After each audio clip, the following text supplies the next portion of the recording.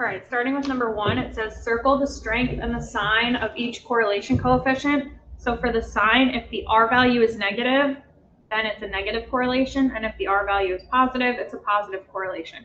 So 0.9 would be positive, negative 0.3 would be negative, 0.5 would be positive, and negative 0.8 would be negative. For the strength, if it's close to 1 or close to negative 1, that's a strong correlation. So 0.9 would be strong and negative 0.8 would be strong. Negative 0.3 would be weak because it's close to 0. And if it's in the middle, like 0.5, that would be considered a moderate strength. For number 2, you're plugging in negative 2 for x. So you have 5 times negative 2 all over 2 times negative 2 squared minus 1. And then you're going to plug this into your calculator. The key is that you're plugging negative 2 in parentheses, or else you're going to get the wrong answer.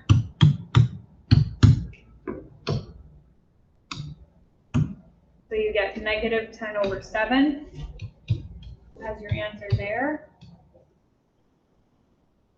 So that was your first 2 questions. For number 3, it says an analysis of data from a statistical study shows a linear relationship in the data with a correlation coefficient of 0.624. Which adjectives best summarize this result? So this strength, since it's in the middle, would be better considered moderate. It's more on the strong side than the weak side since it's over 0.5, but that was just a typo on my part that I didn't put moderate in this chart. And then since it's a positive 0.624, the sign is positive for that. The next question says a radio station did a survey to determine what kind of music to play by taking a sample of middle school, high school, and college students. They were asked which of 3 different types of music they prefer on the radio: hip hop, alternative, or classic rock. The results are summarized in the table below. What percentage of college students prefer hip hop? So we're only talking about college students. So the only row here that matters is this row. So I need to find out how many college students were surveyed. So I'm going to add up 16 plus 20 plus 14, which gives me a total of 50. So there were 50 college students surveyed, and they want to know what percent of them prefer hip hop. So 16 of those college students chose hip hop, so that would be 16 over 50. And when I change that into a percent, I first change it to a decimal and I get 0.32, which is equal to 32%, which I can get by multiplying by 100 or moving the decimal 2 times to the right. So the answer for number 4 was 32%. Number 5, are the following relationships positive or negative and causal or not causal? So you get a positive relationship when both variables are going up or both are going down. You get a negative relationship when they're going in opposite directions. Causal has to do with, does one thing for sure cause another thing? So the level of the volume and the loudness of the music. This is definitely going to be causal, and it's going to be a positive relationship because as the volume goes up, so does the loudness. The second one, the pace you run and the time you finish the race. So if you run at a faster pace, your time is going to decrease, right? Because you're running faster, so it's going to take you less time to complete the race. So that's a negative relationship. And that's going to be a causal relationship because it's definitely, the pace is definitely affecting the time. Okay? Definitely causing it. Your age and your height. So as your age increases, your height is also increasing. When you're born, you're a lot smaller than when you're 10 or when you're 20. So that's definitely going to be a positive relationship. And I would not call this a causal relationship because people who are younger can be taller than people who are older. It definitely is causal at the beginning of your life when you're a little baby and maybe when you're a toddler. But as you get older, older people tend to be shorter or shrink. And also there can be someone who's 25 who's taller than a 50-year-old. Number of absences and grades. So as your number of absences go up, your grades are probably going to start going down because you're missing school, you're missing that material. So that's going to be a negative relationship. And this is definitely not causal. There can be situations where maybe you're signing in on remote when you're absent. So you're still getting that access to that material. Or maybe you're really smart and it doesn't really affect you if you miss a day or two. Okay? Or maybe you're making up all of your work. So there could be exceptions to this. So it's definitely not causal. They're definitely correlated, but not causal. Number 6, the 15 members of the French Club sold candy bars to help fund their trip to Quebec. The table below shows the number of candy bars each member sold. Circle whether each statement is true or false. So I have this information plugged into my calculator in STAT right now, all of these terms, and I need to figure out which of these are true and which are false. So I'm going to start with the mode is the best measure of central tendency for this data. So the mode would be 77 because it appears 3 times. So that's the most common number that appears. And we're going to say that's definitely false because that's towards the higher end of the number of candy bars sold. So that's definitely not the best measure of central tendency. The data have 2 outliers. We're going to come back to that because we need to do some calculations to figure that out. Just glancing at it, it looks like 2 and 150 are potential outliers, but we're not sure. The median is 60. So let's find out what the median is by running my one variable stats.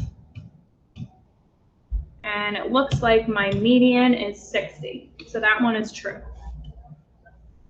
And the range is 148. So remember the range is going to be the max minus the min. So the max is 150. The min is 2. So that is true. The range is 148. The data have 2 outliers. In order to find the outliers, you're going to take the quartiles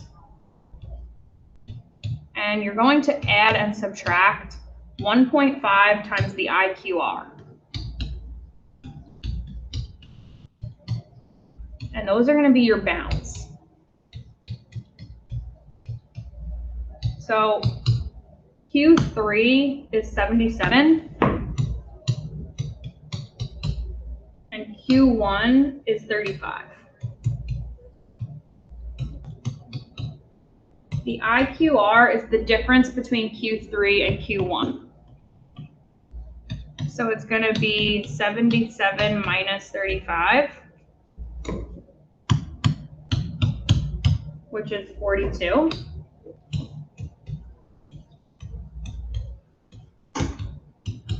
So now I'm going to plug this into my calculator. I have 77 plus 1.5 times 42, which gives me 140. And then this should be a minus. Whoops. 35 minus 1.5 times 42.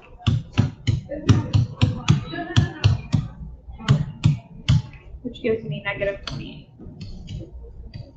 So anything higher than 140 is going to be an outlier. So 150 is an outlier. Anything below negative 28 is going to be an outlier. So there are no outliers on the low end because 2 is not below negative 28. So we only have 1 outlier, so this is going to be false.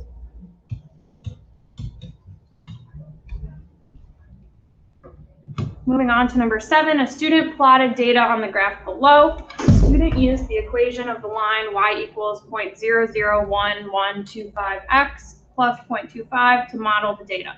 What does the rate of change represent in terms of these data? So the rate of change is the slope or the number in front of the x. Okay, so that's the number you're analyzing. And you're always going to interpret this in the same way. If it's positive, that means you're increasing, and if it's negative, that means you're decreasing. So we're increasing here, and we're going to say for each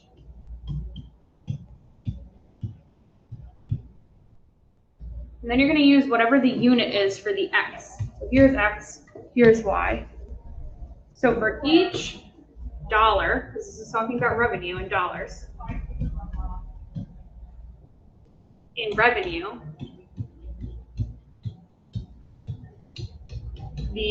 whatever the y value is, so the customer satisfaction index,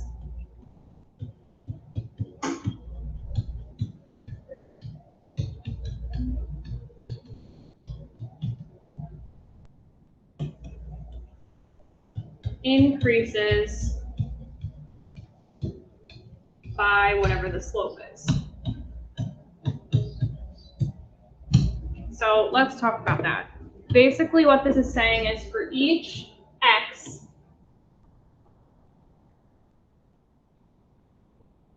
the y, and then this is where you're going to put increases or decreases. If the slope is negative, it would be decreases instead of increases by slope. So every time you're interpreting the slope, it's going to be for each x, the y, increases or decreases by the slope. Same format every time. It just depends on the context of the problem. Number 8, the results of a linear regression are shown below, y equals ax plus b. And here are the results. It says which best describes the relationship between x and y. So strong, weak, positive, negative. You're looking at the r value. You do not care about the r squared value. That is there to trick you. It's negative, so we know it's a negative relationship, and it's close to 1 because it's 0.996, so that's definitely a strong relationship. Number 9, at Locust Valley High School, English and Social Studies scores of 8 students were compared as shown in the table below. They want us to state the correlation coefficient to the nearest hundredth for the line of best fit for these data. So we're going to plug this data into my stat. And I'm going to plug English into L1, Social Studies into L2.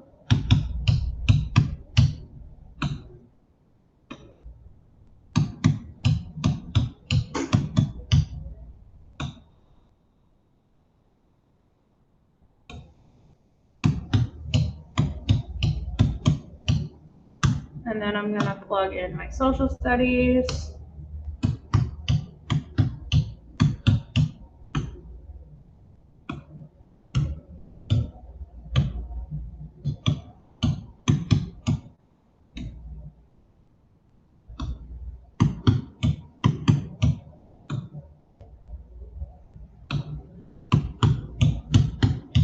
And I'm going to run the linear regression.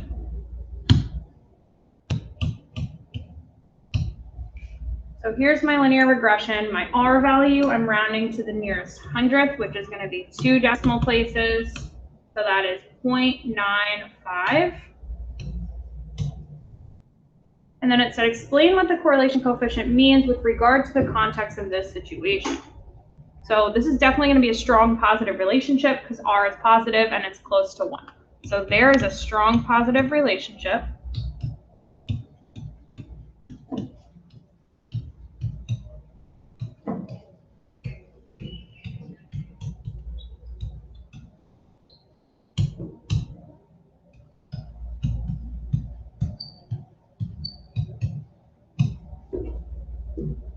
Between English and Social Studies averages.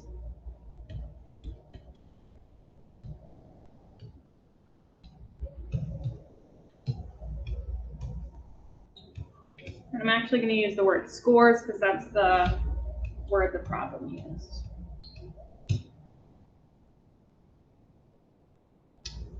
Number 10 is nice because they gave you all the information, so you don't have to plug anything into your calculator. It says the students in Mrs. Yin's 6th and 8th period algebra classes took the same test. The results of the test of the scores are shown in the following table.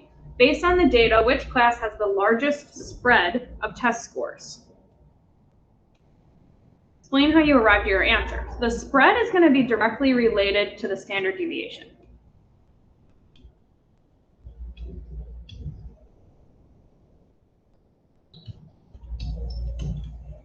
If there's a larger standard deviation, there's a larger spread. So since 8th period has a larger standard deviation, 8th period has a larger spread.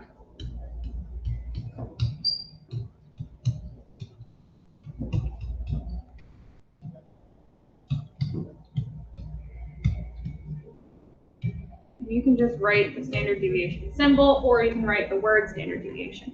Your other option for this is that you could refer to the interquartile range, so the IQR.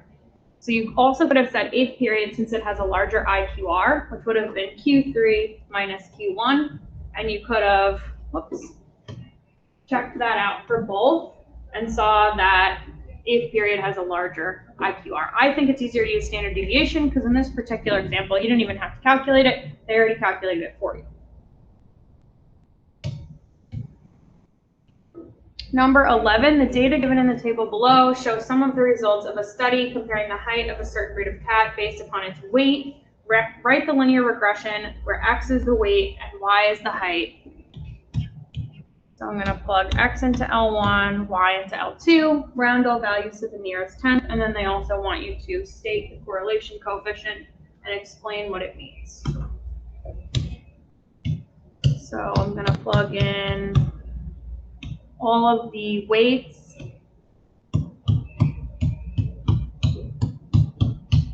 in here.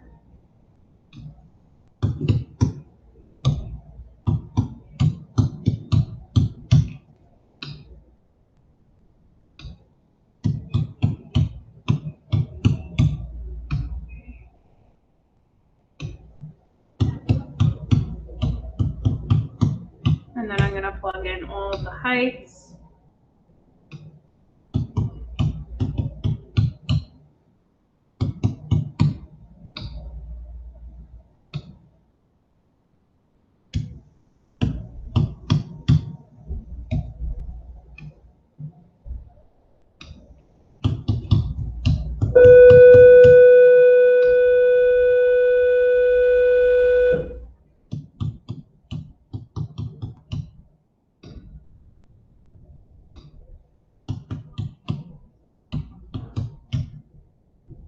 And I'm going to calculate the linear regression and round to the nearest tenth. So I have A equaling 0.3 and B is 6.8. Then state the value of the correlation coefficient to the nearest hundredth and explain what it indicates. So R is 0.78 when I round it. And that indicates that there is a strong positive correlation between cat weight and cat height.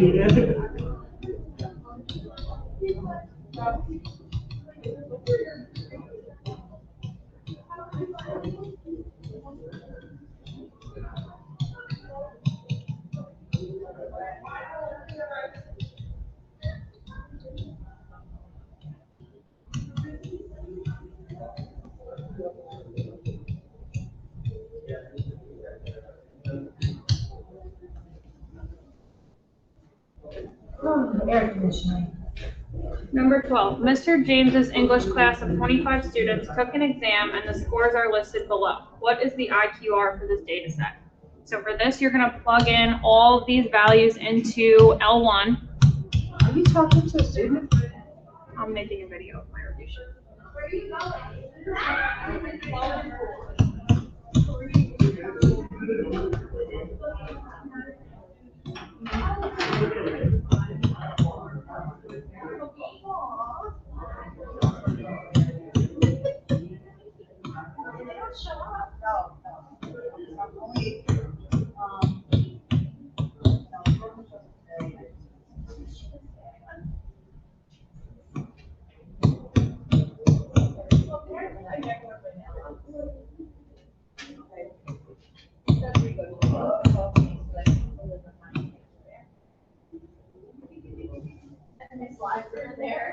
You're like, oh, you deliver?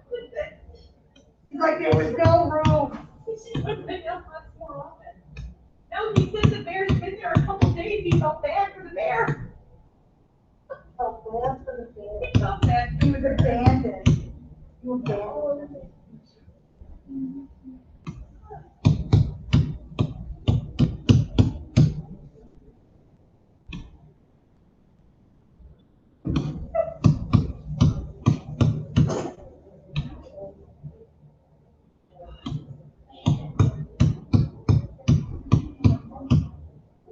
Okay, so then once you have this in there, you're going to calculate your stats.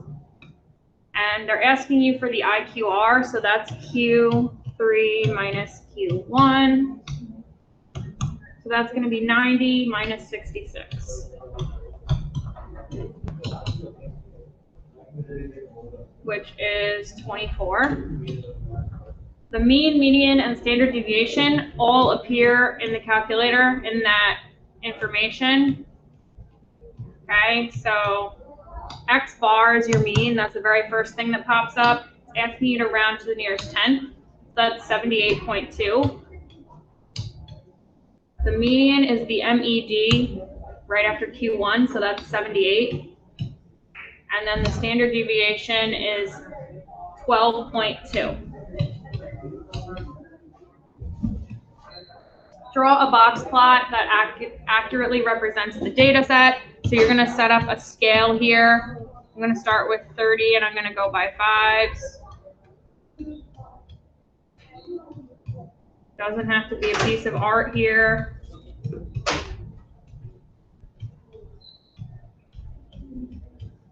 And you need your 5-number summary, so that's going to be your median, your minimum, your maximum, and your 2 quartiles. So your minimum is 55. Your Q1 is 66. Your Q3 is 90. And your max is 98. So the min and the max get dots. The other 3 get lines.